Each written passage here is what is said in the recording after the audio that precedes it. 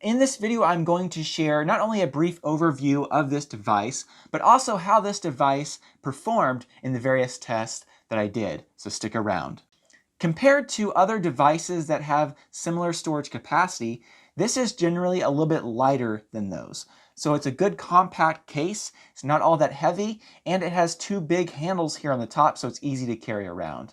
When it comes to battery technology, this device is powered by lithium iron phosphate batteries, and the company claims these are EV grade lithium iron phosphate batteries. They also state that you should be able to charge this device around 3,000 times and still maintain around 80% of the original battery capacity. So lithium iron phosphate batteries last a long time, they're very safe, and that's definitely one of the key factors that I look for in a portable power station like this, and it does have those batteries. With all that being said, moving to test results, one of the big tests that I like to put these portable power stations through is to see if it can actually run power tools. So here is me testing this with various power tools.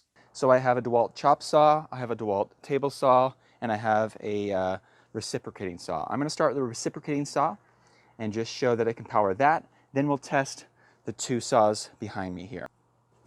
And we'll see here how well this does.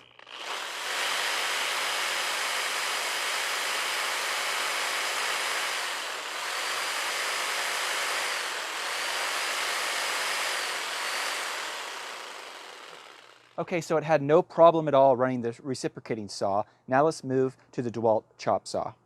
Okay, got my eye protection on, hearing protection. Let's see how it does here.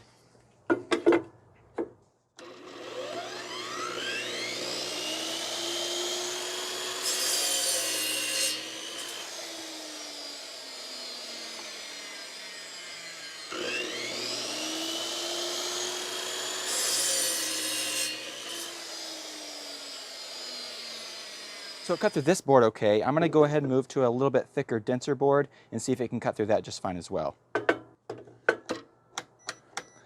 Okay, so that time when I went to start the saw, it did turn off the AC inverter. So let me turn that back on.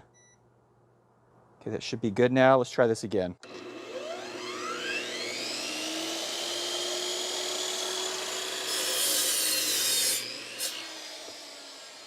Okay, so overall I'm pretty happy with that result. It looks like it does take a moment for the saw to build up speed, a lot more than normal, but once it gets going, it was able to cut through both boards with no problem. Let's now see if it'll power the table saw behind me.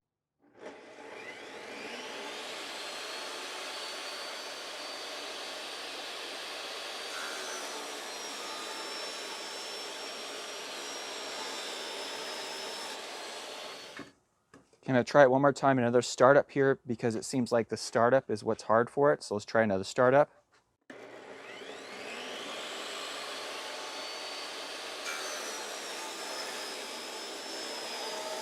I'm here.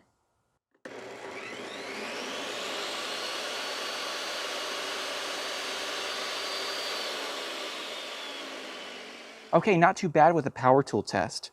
You know, I've tested power stations that won't even start a power tool like this, so I'm impressed with that, especially for a small little compact unit like this. The fact that it could run the table saw and the chop saw decently well. Okay, now to wrap up my general impression of the device.